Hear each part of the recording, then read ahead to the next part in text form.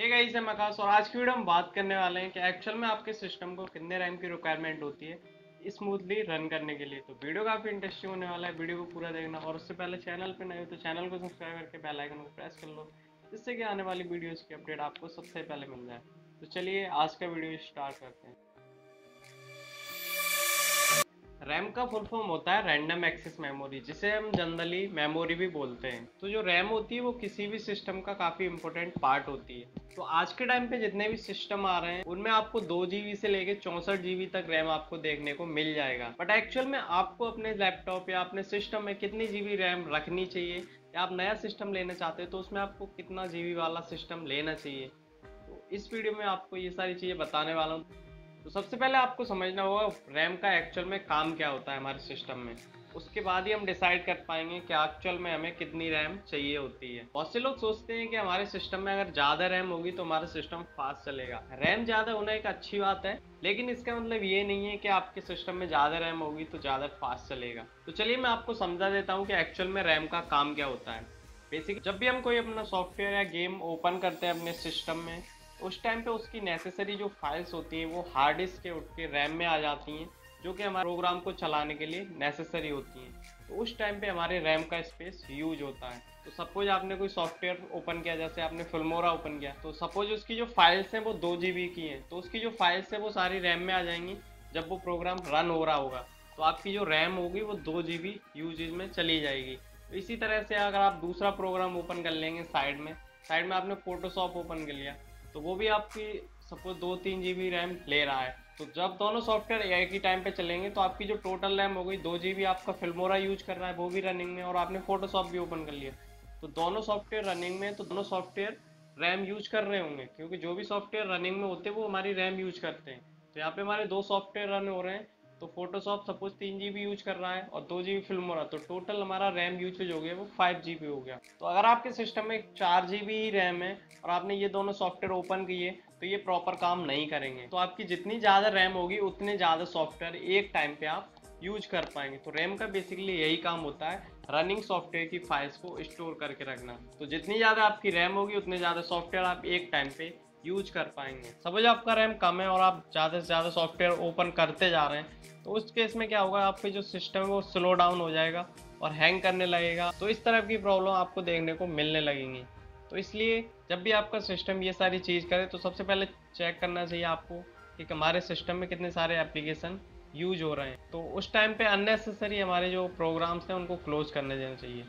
जब भी हम अपना कोई काम कर रहे हैं तो उस टाइम पे हमारी कितनी रैम यूज हो रही है तो वो हम कैसे पता कर सकते हैं। उसके लिए आपको अपने कंप्यूटर सिस्टम की टास्क बार पे राइट क्लिक करना है और टास्क मैनेजर में जाना है।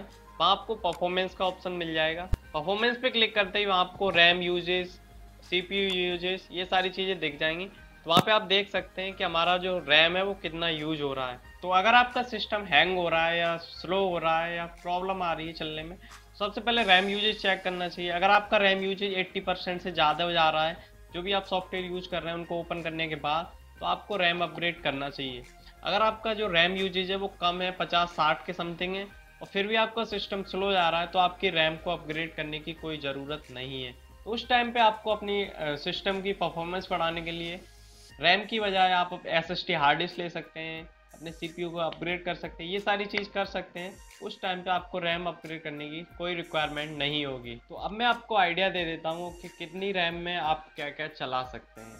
तो सबसे पहले बात करते हैं, अगर आपके सिस्टम में 2 GB रैम है या किसी सिस्टम में 2 GB रैम है तो वो क्या क्या कर सकता है। वो बेसिकली सबसे पहले आप विंडोज़ के नॉर्मल फीचर यूज कर सकता है और माइक्रोसॉफ्ट ऑफिस आसानी से यूज कर सकता है।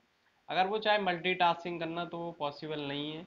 और वो अगर इंटरनेट भी चलाएगा ज़्यादा तो उसमें भी आपको काफ़ी प्रॉब्लम देखने को मिल जाएगी, जैसे कि not responding, not working, suddenly close हो जाना, ये सारी प्रॉब्लम आपको देखने को मिल जाएंगी। हाँ, अगर आपके सिस्टम में 2 GB रैम है तो विंडोज 7 यूज करें, वो ज़्यादा स्मूथली चलेगी। विंडो 10 काफ़ी ज़्यादा प्रॉब्लम करेगी अगर आपके पास 2 GB रैम है तो अब बात करते हैं 4 GB रैम के बारे में। 4 GB रैम आजकल जो नॉर्मल डेस्कटॉप आ रहे हैं, एंट्री लेवल के लैपटॉप आ रहे हैं, उसमें आपको 4 GB रैम देखने को मिल जाती है।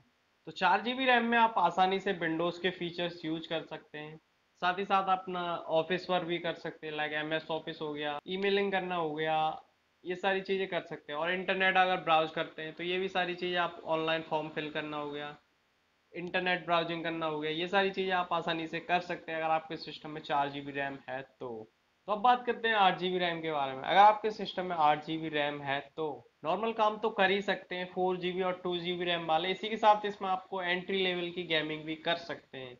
आप नॉर्मल जो गेम होते हैं कि जिसमें आप कम ग्राफिक कार्ड की रिक्वायरमेंट होती है, तो वो सारे गेम आप 8 GB रैम में आसानी से खेल सकते हैं। जैसे कि वाइस सिटी हो गया, नमस्ते अमेरिका हो गया, सैंड हो गया, ये सारे गेम आप आसानी से 8 GB रैम में खेल सकते हैं। तो अब बात करते हैं 16 GB रैम के बारे में। तो 16 GB की आपको कब रिक्वायरमेंट होगी? देखिए, अगर आपका कोई प्रोफेशनल काम है जो सारा आपका लैपटॉप के थ्रू ही होता है, तो उस टाइम पे आपको 16 GB रैम रखनी चाहिए। इसी के साथ आप इसमें ठीक ठाक गेमिंग भी कर सकते हैं। जो मीडियम ग्राफिक्स के गेम होते हैं उनको आप आसानी से एंजॉय कर सकते हैं। साथ ही साथ आप मल्टीटास्किंग भी इसमें कर सकते हैं। अब बात करते हैं 32 GB या फिर 64 GB रैम है तो आप क्या कर सकते हैं, और आपको कब 32 GB और 64 GB रैम आपको एक्सटेंड करनी चाहिए, या 32 GB या 64 GB वाला लैपटॉप लेना चाहिए। तो इतनी सारी रैम में आप बहुत सारी चीज़ें कर सकते हैं। अगर आप प्रोफेशनल गेमर हैं तो उस टाइम पे आप 32 GB या 64 GB रैम यूज कर सकते हैं उस टाइम पे। या फिर आप प्रोफेशनल वीडियो एडिटर हैं तो उस टाइम पे आप इसको यूज कर सकते हैं 32 GB या 64 GB, क्योंकि जो ये एडिटर वगैरह होती है ये काफ़ी ज़्यादा रैम यूज करते हैं हमारे सिस्टम में। तो उस टाइम पे आप 32 GB या 64 GB यूज कर सकते हैं। या फिर आप कोई इंजीनियर है जो आप डिजाइनिंग वगैरह का काम करते हैं, तो उस टाइम पे भी आप 32 GB या 64 के साथ जा सकते हैं। इसी के साथ आपको अगर आपका जो कंप्यूटर वो as a work station use करना है तो आप 32 GB या 64 GB रैम के साथ में कर सकते हैं। तो ये मैंने आपको आइडिया दे दिया कि आप कितने GB रैम में क्या क्या कर सकते हैं, और आपको आइडिया भी लग गया होगा कि मुझे कौन सा रैम लेना चाहिए। तो एक्चुअल में आपको कितनी रैम चाहिए उसके लिए आपको आपका पर्पज डिसाइड होना चाहिए कि आप अपने सिस्टम में या लैपटॉप में क्या काम करते हैं, एक्चुअल में आपका काम क्या है उसमें। तो उसके हिसाब से आप रैम चूज कर सकते हैं। लाइक आपको अगर नॉर्मल काम करने हैं तो उसमें आप 4 GB से लेके 8 GB तक रैम यूज कर सकते हैं। थोड़ी बहुत गेमिंग वगैरह करनी है तो 8 GB तक आप जा सकते हैं। और साथ ही साथ में अगर आप थोड़ा बहुत एडिटिंग वगैरह करते हैं, नॉर्मल एडिटिंग वगैरह, और अच्छी खासी गेमिंग करना चाहते हैं तो 16 GB जा सकते हैं। और आप hi fi editing, professional editing, या फिर प्रोफेशनल गेमर हैं तो ये सारी चीज़ों के लिए आप 64 GB या 32 GB के साथ जा सकते हैं। तो लास्ट में आपको बता दूं, ये सारे काम करने के लिए केवल रैम ही काफ़ी नहीं है। इसके लिए आपको अच्छा प्रोसेसर, अच्छा सीपीयू, अच्छा ग्राफिक कार्ड, ये सारी चीज़ें होने भी ज़रूरी हैं। ऐसा नहीं है कि आपने 32 GB रैम तो डाल ली लेकिन प्रोसेसर आप पेंटियम यूज कर रहे हैं, तो ऐसा नहीं होना चाहिए। आपको एक अच्छा खासा प्रोसेसर भी होना चाहिए, ग्राफिक कार्ड भी होना चाहिए। उसके बाद ही आप अपनी रैम को एक्सटेंड करें, उसके बाद ही आपका सिस्टम है वो स्मूथली रन हो पाएगा। अगर आपको प्रोसेसर के बारे में जानना है तो इस पर मैं वीडियो बना दूंगा कि आपको कौन सा प्रोसेसर लेना चाहिए। तो आई होप ये वीडियो आपको पसंद आएगा। वीडियो अच्छा लगा हो तो लाइक कर देना, चैनल पे नए हो तो सब्सक्राइब करके बेल आइकन को प्रेस कर लो, और ये वीडियो आपको दोस्तों के साथ शेयर कर सकते हो। Thank you so much for watching.